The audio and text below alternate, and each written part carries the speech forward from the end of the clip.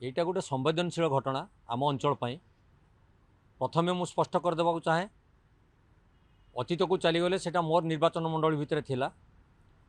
समय क्रमे से वर्तमान चांदबाली निर्वाचन मंडल भितर को जाइछि किंतु इश्यू सेटी नहीं इश्यू होउछि जो उद्देश्य रे आदानी कंपनी को सेटी बसति स्थापन करिया पई दिया जाइथिला एवं जेतले वासुदेवपुर निर्वाचन मंडली अंचल रे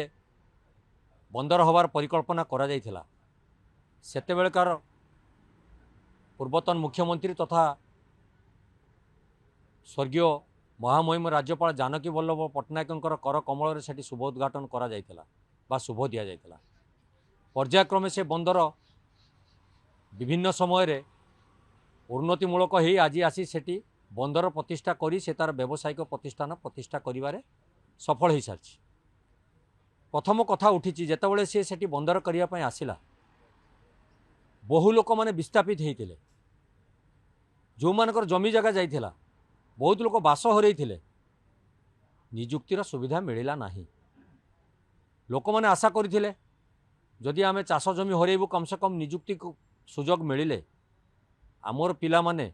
सेठी निजुक्ति हेई पेटपटना पोषी पारिबे परिवार प्रतिपोषण करि पारिबे किंतु से कार्यक्रम आज मोटे हो पारला नहीं। द्वितीय कथा आज जो शून्य काल रे प्रसंग उठी वर्तमान प्रश्न उठी जे सरकार केते जमी आदानी कंपनी को बंदर कंपनी को देइचंती केते श्मशान देइचंती केते गोचर देइचंती केते अनाबादी जमी देइचंती एवं से जमीर सम परिमाण रे जमी भरणा हेइची कि नाही। द्वितीय प्रश्न जो जमी गुड़ी को सी बर्तमान जबरदखल करिवार लागिची एटा सरकार गोचर रे अछि कि नाही। किछि दिन पूर्वरु सरकार तांकर विभागीय अधिकारी मानक द्वारा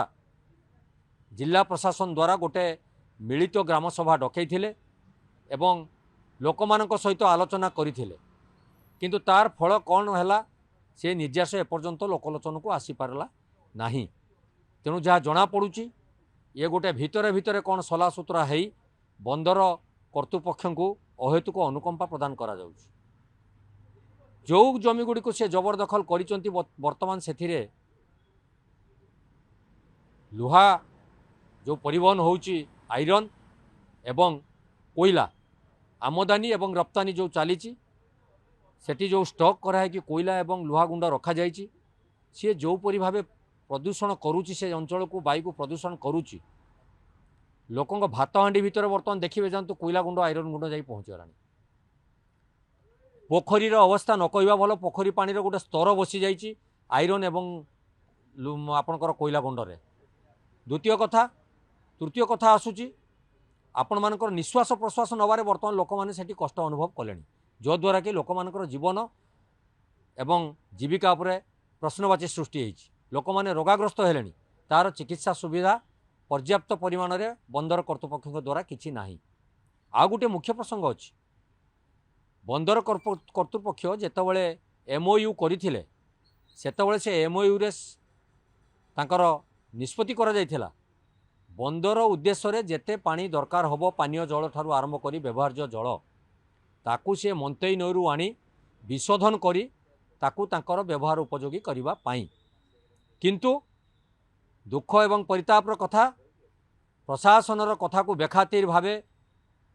से ग्रहण नकरी बेखातिर भावे नहीं